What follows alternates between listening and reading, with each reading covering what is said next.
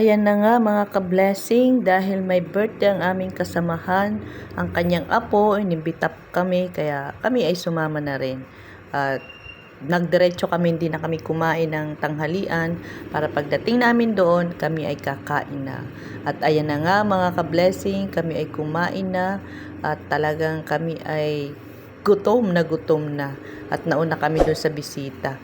At syempre, salamat sa nag-invite sa amin. At the same time, meron po kaming visiting hour o prayer sa panalangin sa bawat bahay. Kaya isinabay na yun, birthday ng apo ng Ate Cora. Yan, nagagadgad na yan ng cheese sa aking spaghetti.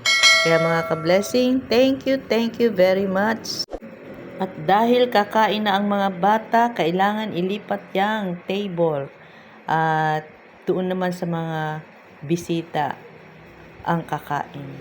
Kaya ngayon, ang mga bata ay pinaghahanda na para sa kanilang pagkain. Siyempre, bago sila kumain, kakantahan muna nila yung birthday celebrant.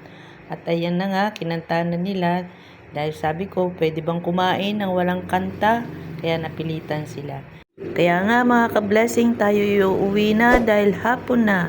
Ito yung palabas at papasok ng Linville. Housing po siya, 3,000 at 2,500. Isang buwan ang upa ng kanila pong bahay. Kaya God bless.